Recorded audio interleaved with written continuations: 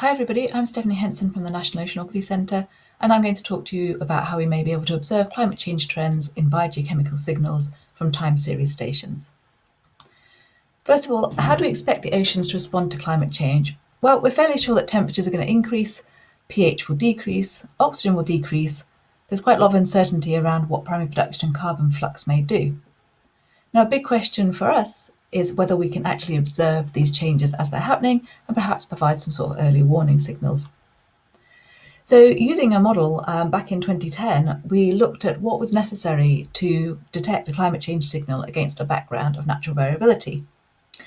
And it turns out that for primary production, we need, on average globally, around 30 to 40 years of continuous data in order to detect a trend. But why does it take so long? Well, it turns out that primary production and other biogeochemical variables have very large natural variability. Here's an example of a time series from 2000 to 2100 from a site in the North Atlantic, and this is from one particular model, the GFDL model. In the thick line you can see the warming run, and in the thin line you can see the control run, which has no greenhouse gas emissions on it. So when you sort of squint and you look at the warming run, you can see that overall there is a declining trend over time. But superimposed on that is very large decadal and interannual variability. So you can see that if you observe for a period of 10 or 20 years, that you may see an increasing trend, or you might observe a decreasing trend, depending on which part of this time series that you're looking at. So to get the true picture, you need to have continuous observations for a long period of time. So the questions that this study answers is, can climate change signals be detected more rapidly in variables other than primary production? How long for and where should we make these observations if we want to detect climate change effects? And how does this all relate to our current observing capabilities? So to answer these questions, we use model output from 8 different CMIP5 models used in the IPCC analysis that use the RCP 8.5 warming runs and the control run. And we have a range of variables here, ranging from physical through to chemical through to the more biological side of things. And we use these outputs to calculate the time and space scales needed to observe a climate change-driven trend. And these are some of the results. I'm not going to go into the methodology of how this is done. You can find all the details in the paper that's cited on the last slide here. But this is the number of years of data needed to detect a trend above natural variability in sea surface temperature and in primary production. And for temperature, you can see that that ranges between 8 and 30 years of continuous data.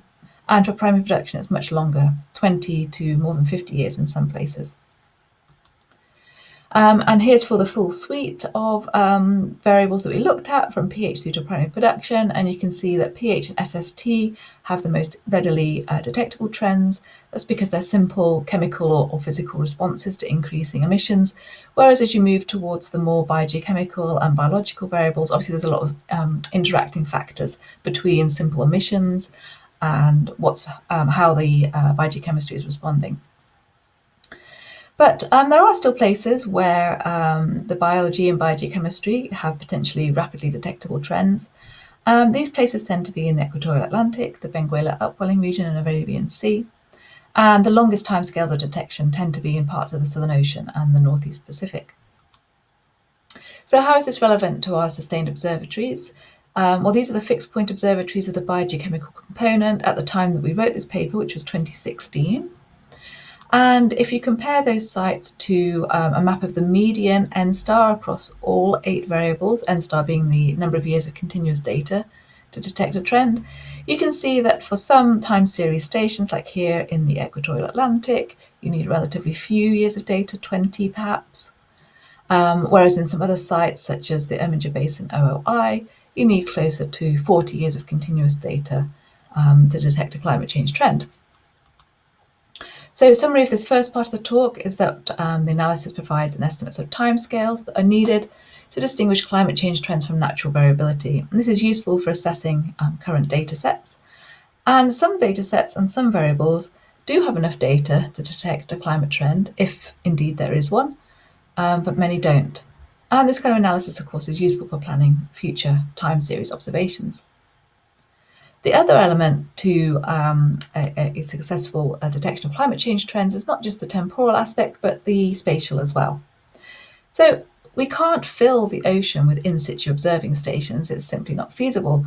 So the question then is, how representative of larger regions is the OceanSITES network, i.e. what is their footprint on the ocean? And here we call footprint where the mean and the variability of time series are similar. Again, I'm not going to go into the methodological details here because there isn't time, but all the information can be found in the paper cited at the end of this talk. So as an example, here are the footprints for chlorophyll. So these are the regions for which particular OceanSITES stations marked with the dots. Here's PAP, for example, where these are representative for chlorophyll. So PAP, for example, is representative of a fairly large area of the Northeast Atlantic. And this is how the coverage as a percentage of the ocean area is for the current network of fixed point observatories.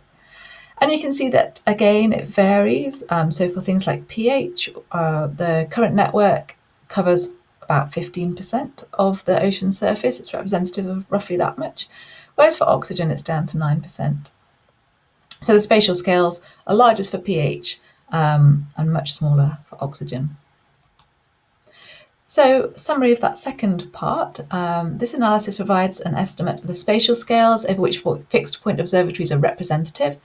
However, this, very important to note, doesn't include other sources of data. So this doesn't include satellite data, Argo data, glider data, any other kinds of data. It's just for time series stations. This analysis is useful for assessing current data sets, which tell us that less than 15% of the ocean area is covered so far. And the southern hemisphere is particularly poorly represented. And again, this is really useful for planning future time series observations. So the questions posed at the beginning were, can climate change signals be detected more rapidly in variables other than primary production? And the answer is yes, if you're looking at pH and SST, but no, if you're looking at other biogeochemical and biological variables. The second question posed was, how long for and where should we make observations if we want to detect climate change effects? Well, the equatorial Atlantic, Benguela and Arabian Sea have short N-stars, so short time series required to detect climate change trends, and parts of the Arabian Sea also have large footprints. So a single time series station there could potentially cover quite a large region of the Arabian Sea. And the final question posed was, how does all this relate to our current observing capabilities? Well, in some cases, time series should be long enough to detect trends if they exist. For example, export flux at Aloha, that time series should be long enough in theory. But for most time series stations, there isn't yet enough data to successfully detect a climate change trend, given the large natural variability that's occurring. So to summarise, the current OceanSITES network isn't adequate in all cases for trend detection, but that's if you want to detect change in every variable everywhere, whereas actually for some variables and some locations, there may be enough data. And of course, the assumption here is that we're only interested in putting time series stations in place to detect climate change trends, which is not the case. They're also useful for a multitude of other reasons. But this analysis does provide a basis for an objective assessment of the space and time scales of coverage for existing and future planned observatories. And as I've already pointed out, only fixed point observatories are used here, whereas we do now have a plethora of other data that could also be incorporated. So future work is looking at what the minimum sampling network is to capture climate change effects, how many stations or assets do we need, where and for how long. And finally, all of this analysis has been published in 2016 in Global Change Biology. And if you're interested in the methodology and more details, I encourage you to take a look at that paper.